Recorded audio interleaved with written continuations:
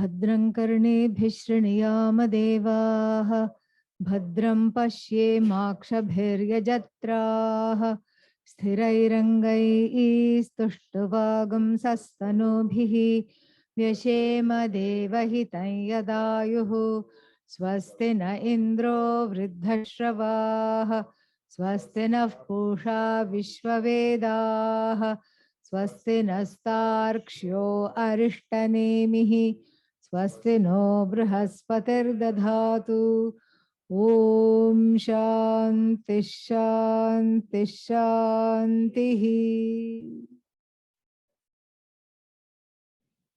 Adi Shankaracharya says that even someone who is developmentally challenged does not do any action without knowing what the result is. Prayojanam anuddishya karmani mandopi na pravartate. Manda means someone who is challenged, not able to function at full capacity. Even that person, if you ask them, chant Ganapati Upanishad, even that person will say, why? And so that means that the Phalashruti has an important place in the psyche of individuals. Phalashruti means what is the fruit, the results of chanting this. And connecting with the effects of chanting it makes one want to chant it more and more.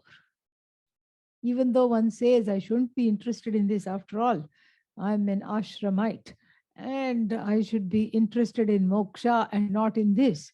One doesn't mind looking at, having a sneak peek at, let's see what happens. So let us see what happens really.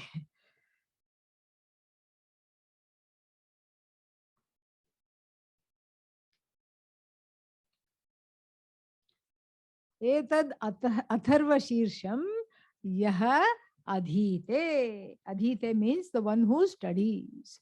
Yaha etad atharva shirsham adhite, the one who studies this. Sa brahma bhuyaya kalpate. Sa sarva vignair na badhyate. Brahma bhuyaya kalpate, this everybody will like this because that person will gain oneness with Brahman. That's very nice, but just by chanting this, how will I gain oneness with Brahman? Because if you chant it regularly, you'll feel more and more like studying Vedanta. That is the idea. And the more you study Vedanta, the more you will realize, understand, discover, abide in the oneness with Bhagavan Brahman. That is the idea. So sarva vignaihi na badhyate. Na badhyate means is never upset, disturbed by what? Any obstacles. No obstacles come near the person. This is actually enough of a reason to chant it. Because from morning to evening, what do we have? Obstacles. Getting up itself is an obstacle. And so therefore, chanting this, the person is free of obstacles. Actually, what it is that it's not that the obstacles completely go away. It's that one has the wherewithal to be able to override the obstacles because one's thinking changes. So we are not so much bothered about what's in the way, but we understand that as long as we understand that we are not in our own way, then it is easy to overcome anything. One has the requisite mental strength and maturity, emotional growth, and the devotion to overcome whatever might be in the way. So therefore, one is not afraid of obstacles.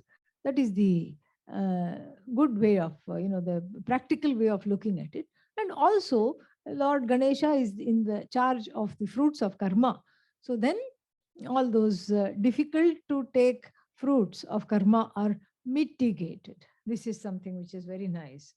So sarva vignaihi na badhyate, and then sasarvataha sukham edhate. The person keeps on being happy in all ways, every way. There is something which is uplifting about this Upanishad.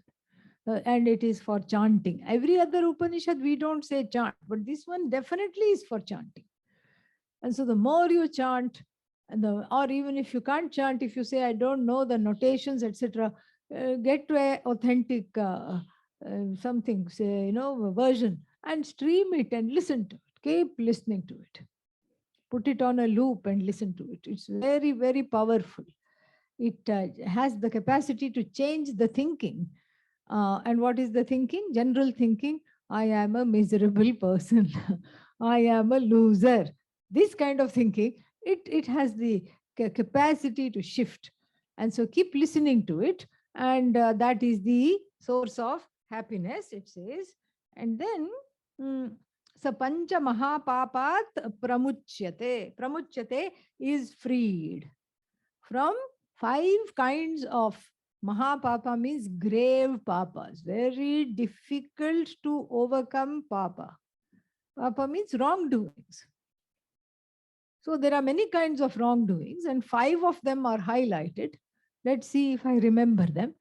I'm not very good with lists. So first one is killing, of course.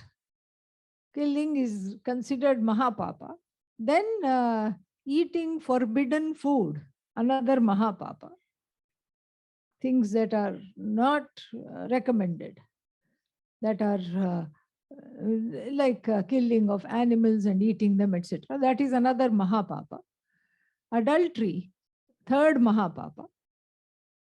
Then stealing, fourth Mahapapa.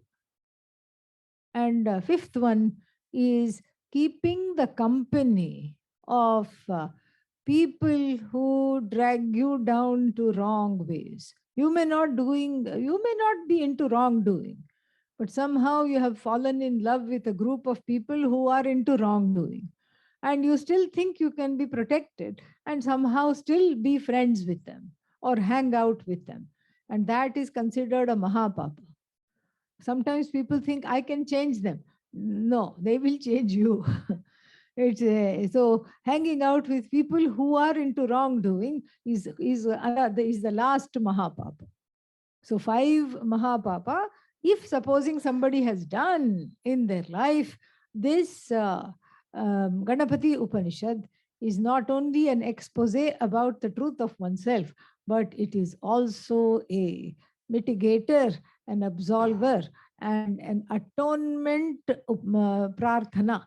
And a prayer of, it functions as a prayer of atonement, prayashchitta. Prayashchitta karma means a karma of atonement. Like there are so many things I have done which I'm not proud of in my life. One may think like this. And so the guilt keeps on pinching like a shoe that never gets old, new shoe. Keeps on pinching. You like the design, you like the size and everything, but it just is not quite comfortable and you can't wear it in. So the guilt is like that. So what to do? Chant this Upanishad repeatedly, and it absolves one of the guilt of having indulged in these kinds of behaviors.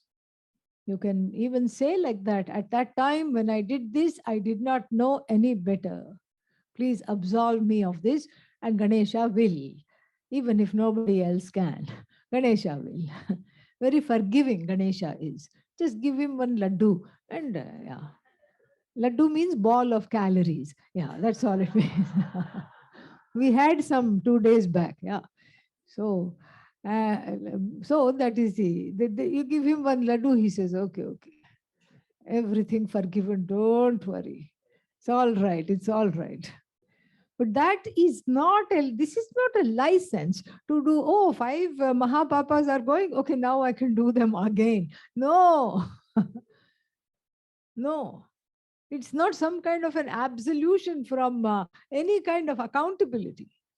This is for the people who are genuinely upset at their own behavior and they cannot forgive themselves. And they have changed over. For them, this absolution is given from any kinds of these 5 papas and any other papas also. And then it's a very interesting, the next 2 lines are very interesting. Prataradhiyano, Ratrikritam papam nashayati, and then Sayamadhiyano, Divasakritam papam nashayati. Very interesting. So when to chant it? This is a common question. Okay, it's doing all these things for me. When should I chant it?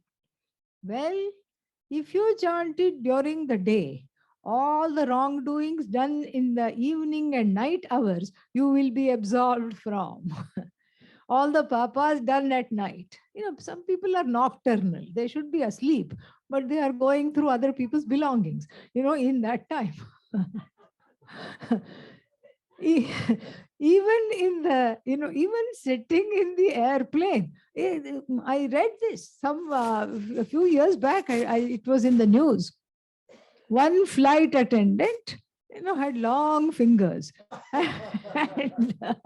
And she thought, okay, long flight, international flight, going from some place to some place. And she thought, oh, this is a very nice time, because half the people are asleep. Most of the flight is asleep, and everybody is fast asleep with the mouth open. And so she thought, and the carry-on is very close to them. Underneath the seat, they keep things like passport, cash, and other valuables. So she got a nice packet of money. Okay. And so in situations, and then of course she was caught because another passenger surprised her. He was nocturnal too. And so and so he let her put the hand in the thing and then caught her hand. And then she was apprehended. So this is called nighttime hanky-panky, wrongdoing, all these things. And for that, so if you chant it during the day, all the things one should not be doing at night, one should be like a normal person sleeping at night. And if that is not being done, then this absolves. This Upanishad has the power to absolve one of those kinds of papas done during the night. And then what happens if you chant it in the night? All the daytime papas, one is absolved from. So you decide when you want to chant it. I leave it to you. Okay. So if you feel like in the daytime, I'm much more active and I am doing many more wrong things during the day, then chant it in the evening. And if the opposite is true, then chant it in the day.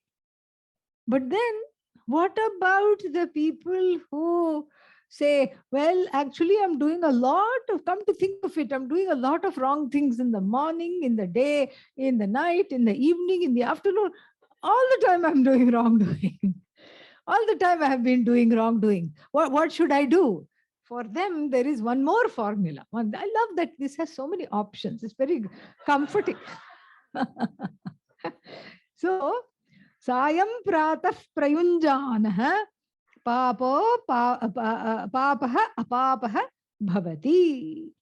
So for the person who takes to a life of chanting it night and day, or the one who considers oneself to be a papin, the one who has papa, so that the one who says, I am just a bunch of wrongdoing and I am supposed, I have papa. And so all the papas, all the difficulties, all the guilt and the hurt from the wrongdoings are absolved, regardless of when they are done. Then what? And then the person, dharmartha kama mokshancha vindati. Vindati finds, gains. What do they gain? They gain whatever they want. And whatever people want is divided into 4. Dharma, correct living. And then artha, security, the pursuit of security. Why? Because one feels insecure. In the absence of Vedanta, one feels doubly insecure. And so for overcoming this insecurity, people do all kinds of things. And this insecurity is so much that it leads one to do drastic measures and to cope. And here is the wonderful way, a very easy way of overcoming insecurity is through the chanting and knowing the meaning of the Ganapati Upanishad. Much easier than getting married. Yeah. And so this is how it is. And then that is artha, then kama. Because it's not, life is not all about security. It one also wants some kind of aesthetic pleasures, some kind of hobbies, something to connect to, something that gives people joy, a kind of a joy that is gained from contacting the sense objects, and that kind of joy is also important. And then here, this Ganapati Upanishad, Ganapati can give that. And as I said, if the motive is dharma, artha, kama, righteous living, security and pleasures, desire, fulfillment, then you visualize the Lord dressed in red, adorned by red flowers. But if the Purushartha, if what you're seeking is the last one, what is that? Moksha. If you're seeking moksha, then you visualize the Lord dressed in white and adorned by white flowers. White is the color of knowledge, purity, shaucha, inner purity. And so that's why you visualize the white. And then that is how all the four Purusharthas are fulfilled. Actually, there are not four Purusharthas. This is going again with our own ignorance. The Upanishad helps us out. But actually, there's only one Purushartha. There's only one thing that one wants, that is moksha, to not want to be a seeking person. That is what one wants. I don't want to be a wanting individual is the only want. That's really what it is. But that, if it is not addressed and not understood, it morphs into three. Behind every want is really moksha. You look at the person following dharma. Why are you so ethical? You ask them. Because it gives me peace of mind. Because I get happy. So it comes down to happiness. You ask the person following artha, security. Why do you pursue security? Because otherwise I'm very disturbed. I don't want to feel disturbed. I want to feel good. I want happiness. Same thing. Why do you go to museums? Why do you go to do all these things? Why do you go to concerts?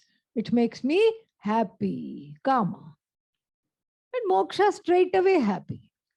So either you can do pranayama like this, or you can bring the hand like that and do that. Dravida pranayama. It's the same thing. So dharma, artha, kama are just avenues for the ones who are not in touch with the real want. The real want is to not want at all. Is to be free of being beleaguered and feeling that I'm a wanting person. The most miserable place. And so therefore, but the Upanishad is very generous and lists all the four Purusharthas for the people who think each thing is a separate pursuit. It is not. But if for the people who think that, will I get artha? Yes, yes. Will I get money? Yes, yes, yes. You'll get lots of money. Will I get to go to restaurants now that COVID is receding? Yeah, yeah. You'll have lots of wonderful sensory pleasures. No problem. Because generally people, that's why moksha is put at the end. Moksha is put at the end because all the Purusharthas culminate in moksha. But that's not what the average person thinks. The average person thinks moksha is the last pursuit. First, I have to fill myself with kama and artha. And then finally, little bit of moksha. Little bit of samsara, little bit of moksha. This is not a buffet where you choose, So, but still, having said that, and the Upanishad is very kind and generous and says all your wants, regardless of which area they fall in, they will be fulfilled. And then there is Upanishad gives a warning. Idam atharva shirsham. This Upanishad called Atharva Shirsha, the head of the Atharva Veda, Ashishyaya Nadeyam.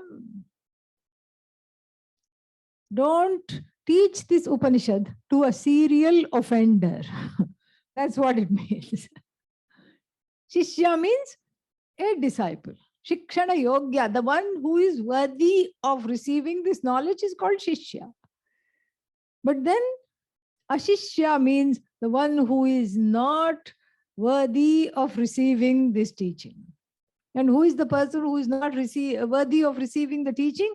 The one who has not departed from wrongdoing. Oh, during the day or during the evening, at any time. The one who has not withdrawn from these kinds of activities, if you give them this teaching, then they will read this and then they will say, I am not the doer.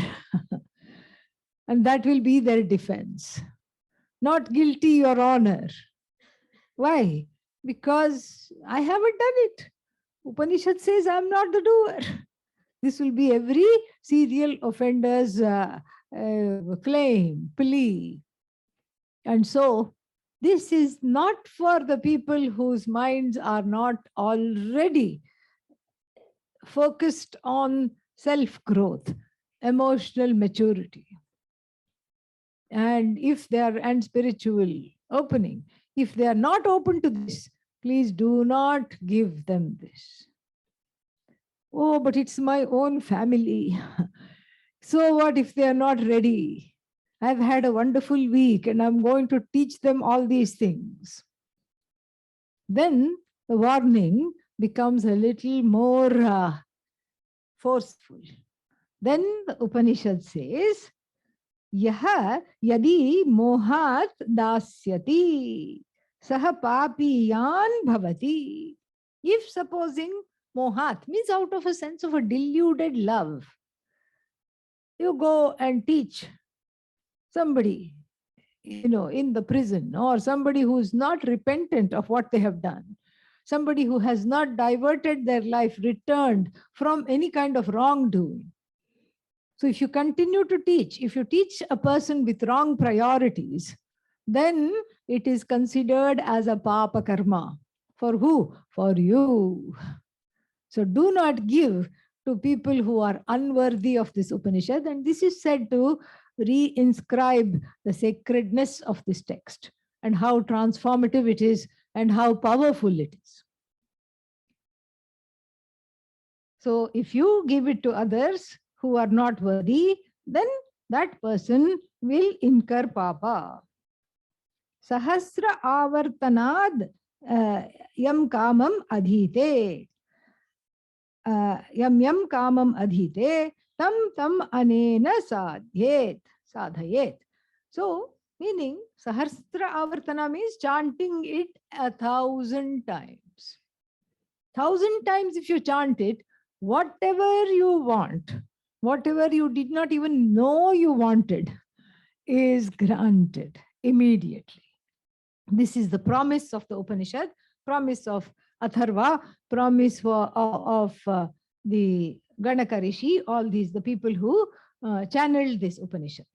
And then yam yam kamam adhite tam anena sadhayet. Anena means through the chanting of this, may one fulfill all the desires. Better to do this, in other words, than to rob a bank, etc. And so then let's see what else. Anena Ganapatim abhishinchati savagni bhavati. If you have a small idol of Lord Ganesha, Ganapati idol, and then you put some water, milk, smoothie, that's what it is. They just didn't know the word back then. It's just a mashup of all fruits, honey, and nuts, smoothie. Yeah. And don't buy it ready-made, make it. That's the thing. That is what brings punya. And then you abhishinchanam means this, you anoint the Lord with all these what are called dravyas, these sacred materials, fruits, milk, yogurt, all these things. Then you become a great orator, Vagmin. So you can especially if people want to study law, this is a very good way to to make sure that you never lose any argument. So orator doesn't mean you have the gift of being able to talk. You talk in a way that is convincing. That is the idea. And the other person standing in front of you has nothing to say. You are able to talk yourself out of the toughest of situations, of course, within dharmic boundaries. You have the power to convince somebody and bring them back from wrongdoing also. This is that power of Vak, which is associated with Lord Ganapati. Not only freedom from obstacles, but especially if one suffers from being misunderstood, or one thinks that I am saying something, but the other person is understanding something else completely. How to explain myself? If half your life goes in explaining yourself over and over again, this is the Upanishad for you. Make this your breakfast, lunch, and dinner. And then you will not be misunderstood. How do you say? Well, try it. Try it and let me know.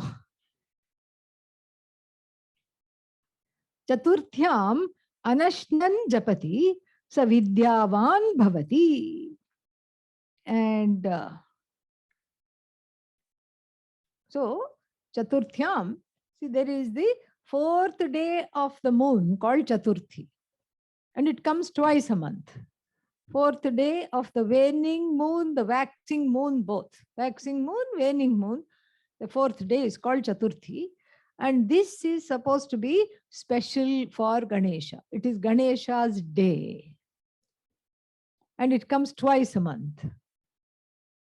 Then on this day also you chant it, but with a slight twist. You don't eat and then you chant. The rest of the days you eat and chant. These days, on the Chaturthi days, on the fourth day of the waxing and the waning moon, you chant while on a fast.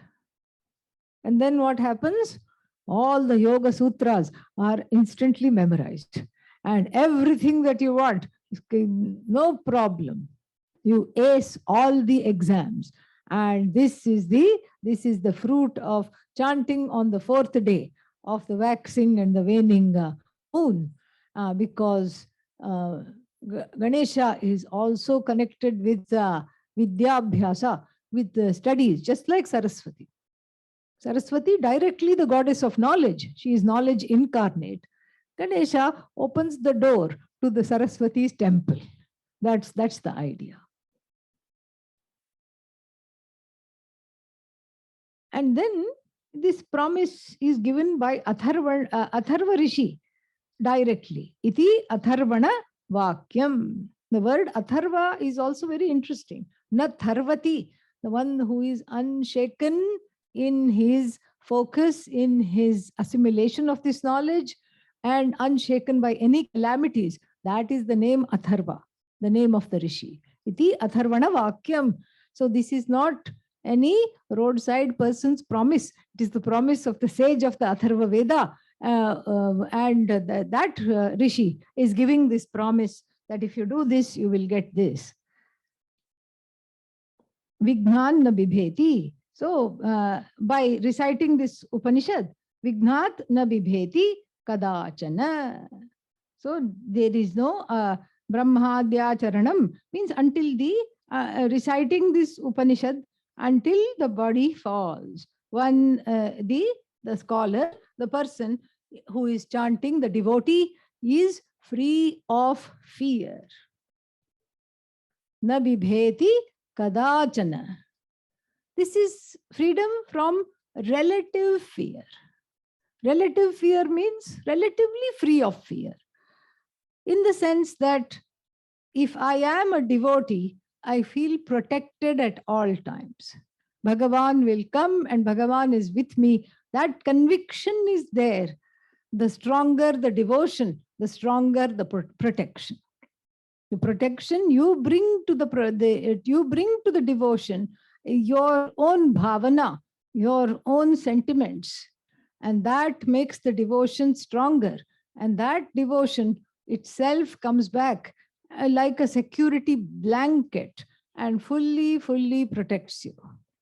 This is the idea. And so what is advised is to cultivate one's devotion, cultivate one's identity first and foremost as a devotee. That's not what we do. Generally, we say, who are you? I'm the son of so-and-so. I'm the daughter of so-and-so. I'm the spouse of so-and-so. I'm the mother of so-and-so. I'm the father of so-and-so. This is how we identify. Or I'm the CEO of this. I'm an engineer. I'm a doctor. I'm unemployed. This is how we talk about ourselves. The study of this kind of an Upanishad, what it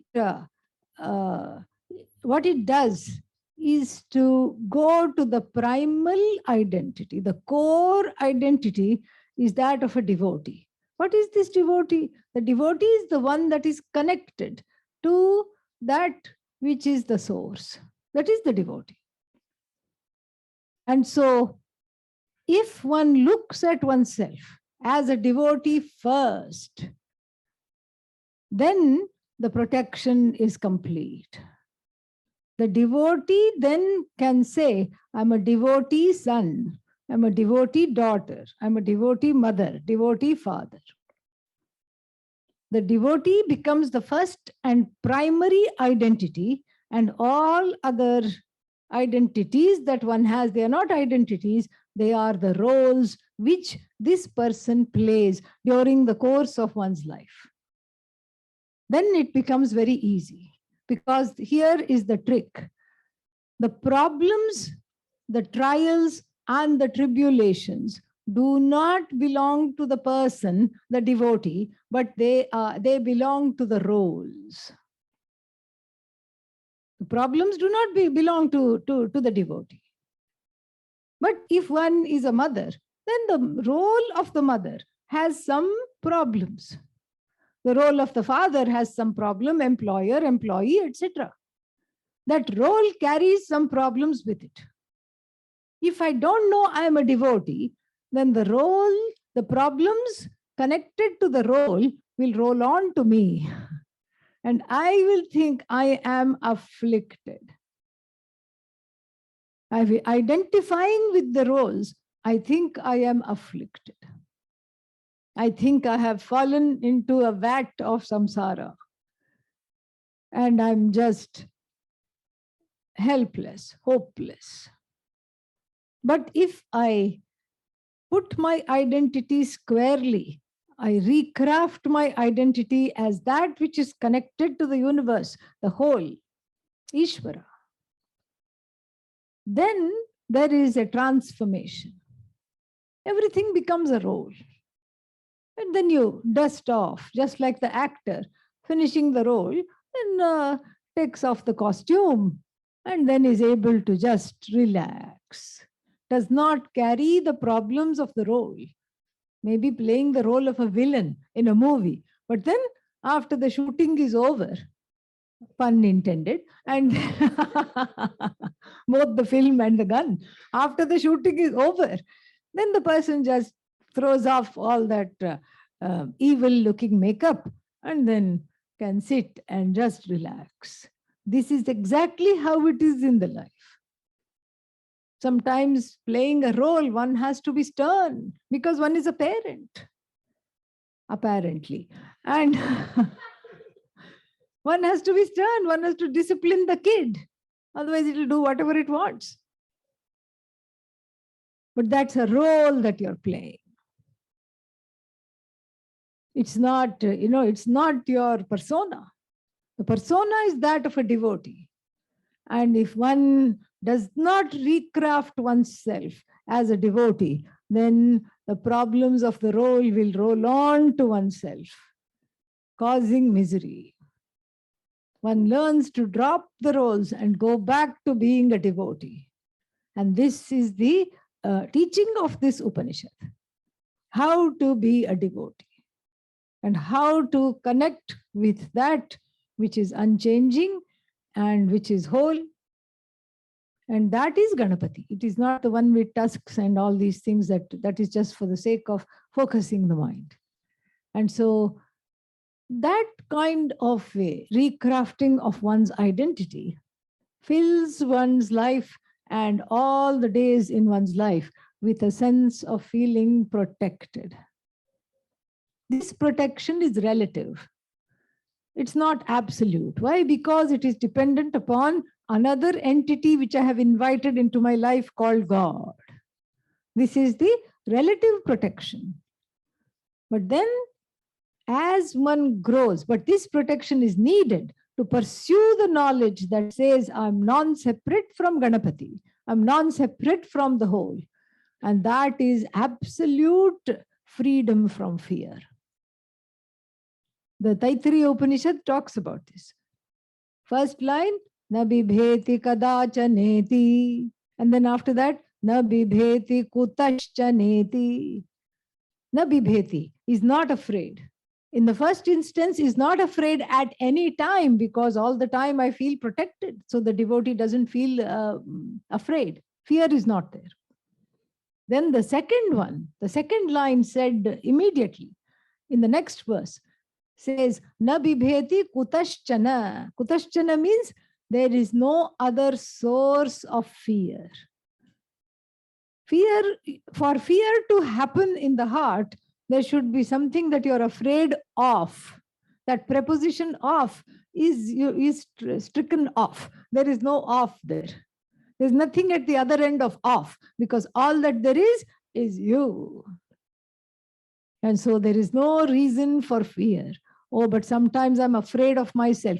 That is also not possible, because the so-called inner duality has been healed through all the spiritual work and the study of the Upanishad. So here the first kind of protection, because this is an Upanishad about devotion, is indicated, is talked about. Na bibheti kadachana. Then yo durvankuraihi yajati sa vaishravanopamo bhavati. Yaha lajair yajati saha yashovan bhavati. Samedhavan bhavati. And so these are all different materials. Now we are getting very fancy. We have graduated from the smoothie. So this is the durva, a particular kind of grass. Nowadays, nobody knows even what durva is. Very few people know. They just take any grass and say, I rename you as durva. They do that. Yeah. A lot of substitutions are allowed. And so Ankura means little sprouts, the blades, the fresh blades of grass. The one who worships with that, then what happens? That person becomes richer than the god of wealth, Kubera. Yeah, people are getting ideas. That's why everybody is silent. Note to self, find Durva. And then Yaha lajair yajati. There is some kind of puffed, what is that called? Puffed grains and puffed rice, etc. Then that person becomes very famous, well known. So you do some kinds of homa with the puffed rice, chanting the Ganapati Upanishad, and then after that, Google yourself and see what happens. Then so medhavan bhavati, and also you will be able to remember everything, including every grudge. That is one of the sad things. But you are able to, your memory increases. Medha Devi blesses you. Yaha modaka sahasrena yajati. One who makes 1,000 modakas, these little balls with a little pinched top on them, very tasty. They have a little filling and they are either steamed or fried, depending upon the state of your heart. And then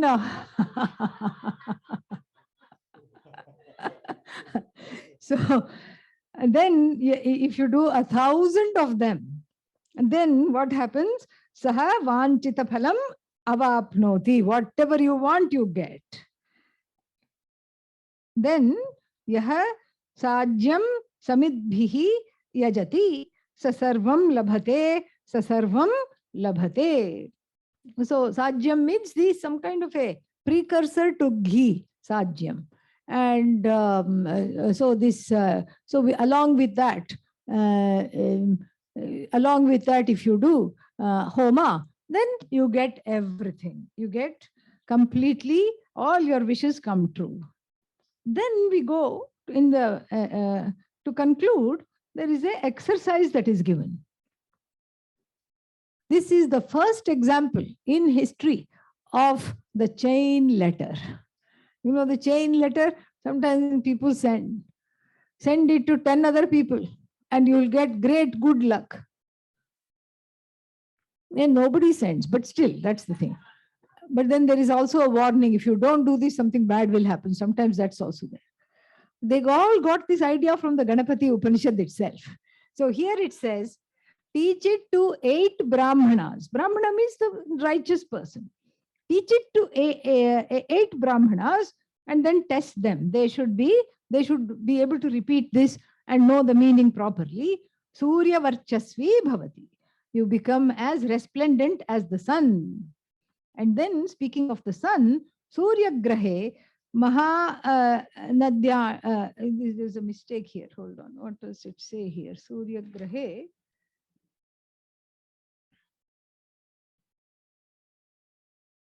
Surya Grahe Mahanadyam Pratima Sannidhau Va Japtva Siddha Mantro Bhavati.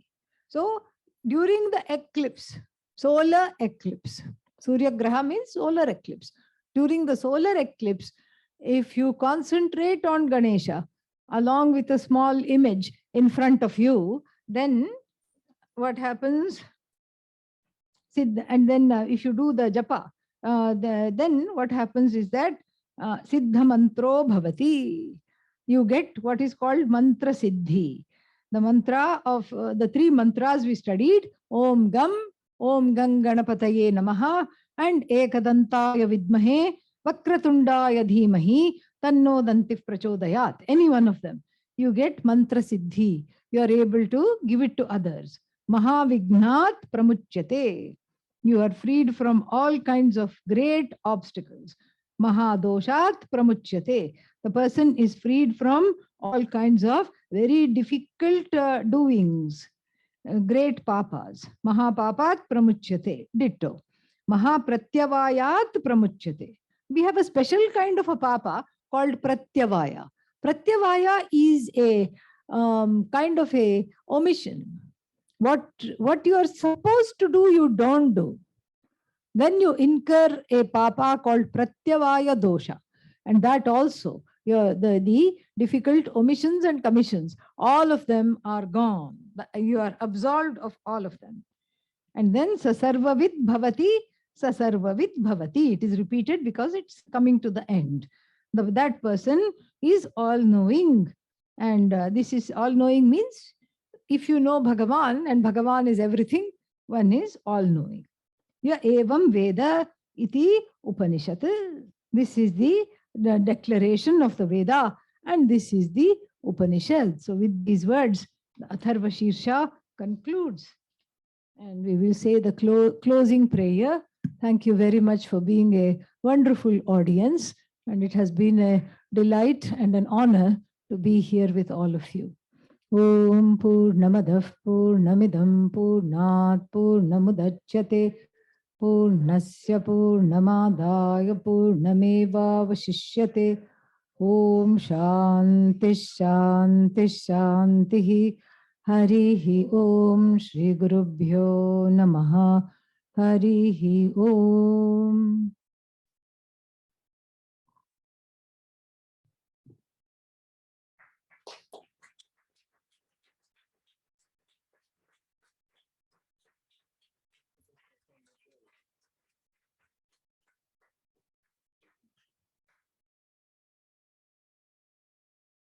So we'd like to thank very much Swamini Svatmavidyananda Saraswati for this beautiful teaching. Let's give her a very big hand.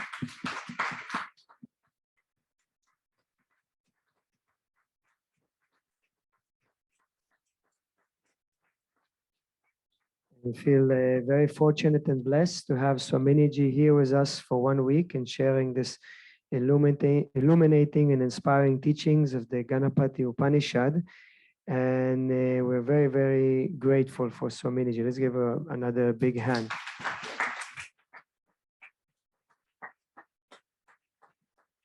And Swamini Svatmavidyananda Saraswati will be leaving the ashram this morning. So we wanted to wish her very safe travels and a great success in all of her work and teaching around the world. And also to share that Swaminiji does a lot of teachings online that you can stay connected and follow and join different Upanishad study with Swaminiji. So we'd like to thank her again, wish her safe travel, and we look forward to welcome her at the ashram back next year, if not sooner.